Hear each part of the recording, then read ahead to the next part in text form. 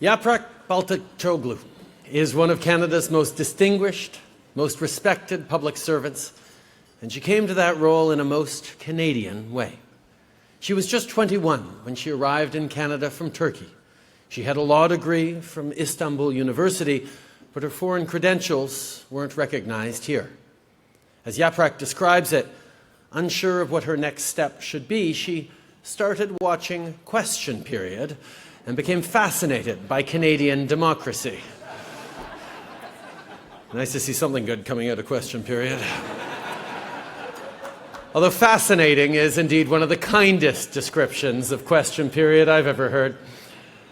The good news is that Yaprak turned that interest into action, enrolling in Carleton's School of Public Policy and launching a lifelong career in public service. Au cours des 2 décennies et demie qui ont suivi, elle est passée d'un poste au niveau d'entrée à son poste actuel de sous-ministre et secrétaire du Conseil du Trésor.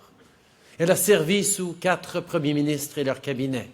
Son travail a eu un impact sur pratiquement toutes les grandes politiques gouvernementales, de l'environnement à l'économie, en passant par l'agriculture et l'infrastructure.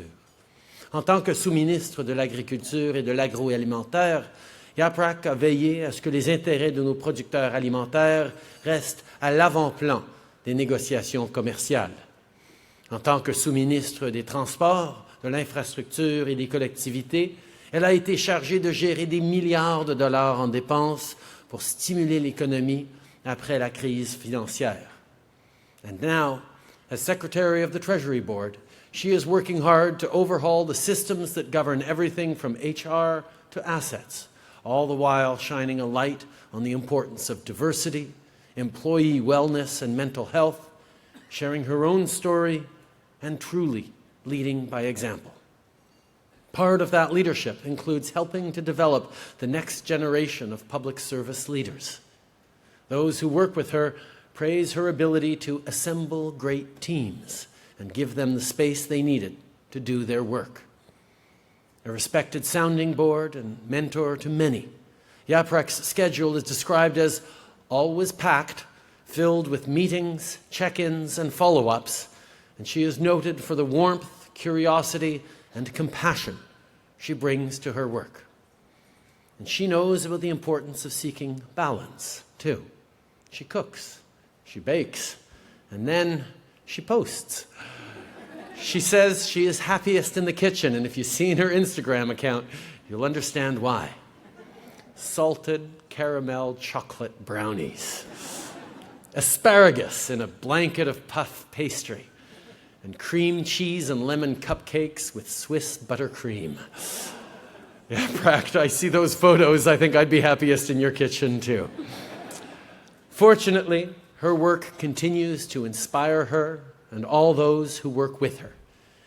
It has been said that to be effective, public servants must be as loyal in implementation as they are fearless in their advice. In her honest counsel to ministers and her steadfast service to all Canadians, Yaprak represents the very best of loyalty and fearlessness. And she had accomplished something that I thought never ever to see. Scott Bryson cradling a lovely woman in his arms after she slipped on some ice after a meeting with me and broke her leg. Scott was ever the gallant gentleman, and it was a new achievement for Yaprak that she can be very, very proud of. Ladies and gentlemen, please welcome Yaprak Baltacıoğlu.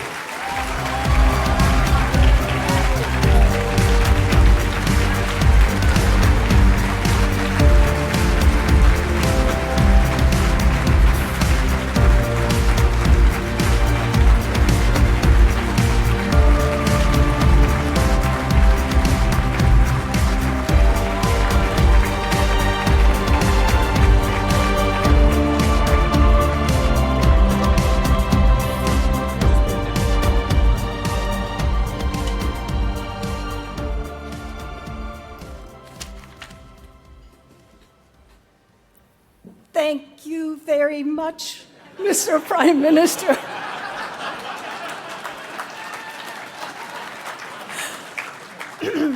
Okay. You know, career-limiting moves is, I may as well do it. Well, first of all, thank you very much to Public Policy Forum for this amazing recognition. It is humbling. I thought about how best to use my 5 minutes, what to say in front of such distinguished people like yourselves, the Prime Minister of Canada, my very dear Minister Bryson, and more importantly, all my children.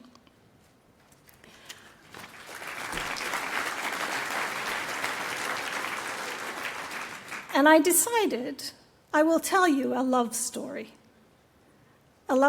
about Canada. True love captures your heart. It engages your brain. It excites your soul. It makes you a better person. That's what Canada has given me. I was meant to fall in love with Canada. Before coming here, I remember looking at a Canadian booklet. There were photos of Canadians of all races, photos of pristine mountains, lakes, vast prairies. Its language was all about inclusion. And Canada had 2 languages. How cool and enriching was that? And at the centerfold of the booklet, there was a photo of peaches taken at a marketplace at Niagara. Peaches like the ones that you see with purple paper cups in little baskets. At that moment, I decided that any country that is confident enough to put fruits as a centerfold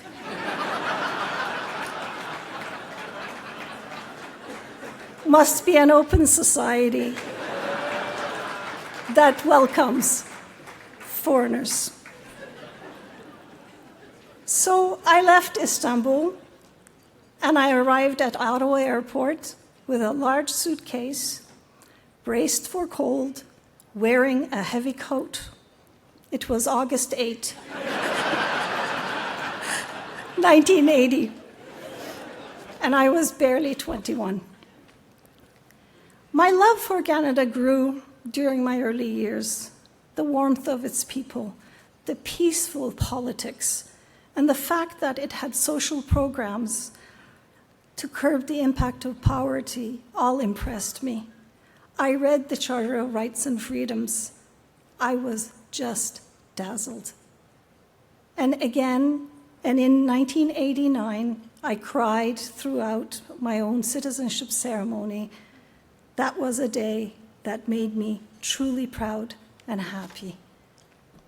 Being an immigrant and a new Canadian isn't easy for careers, or life for a matter of fact. Integration isn't easy. From learning how to open a milk carton that advises you to push while pulling. Just weird. To learning how to say sorry in every breath. And to the more serious challenge of finding a job. Economic independence makes or breaks an immigrant's future. So 28 years ago, I was offered an entry-level position in the public service. When my first paycheck arrived, I couldn't believe that Canada was paying me to serve my country.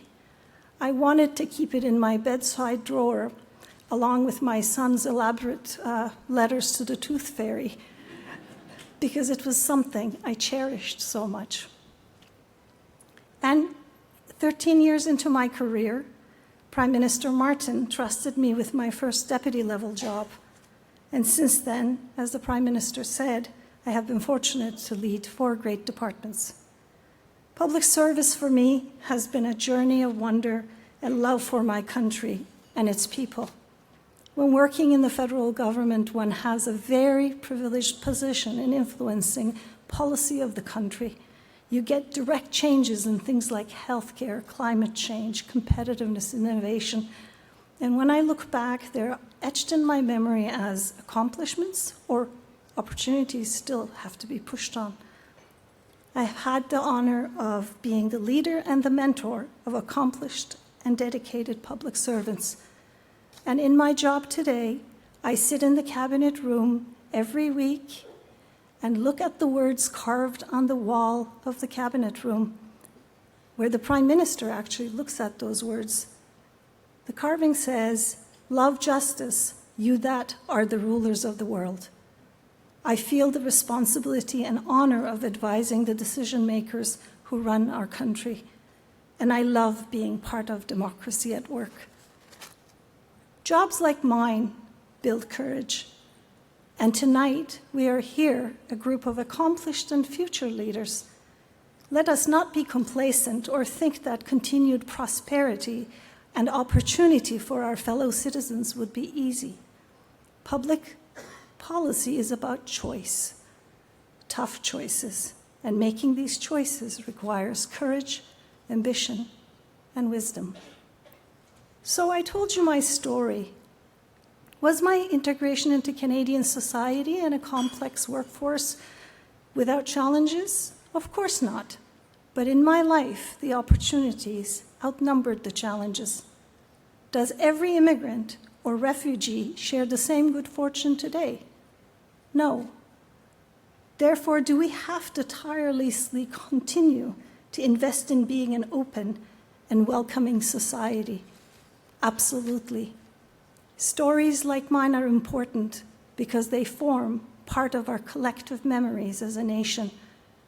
My story isn't about how special I am. It is a story about how special Canada is. To take a 21-year-old Muslim woman and give her the opportunity to serve her country. Mine is a love story about a woman who loved her country and how her country loved her back. Thank you.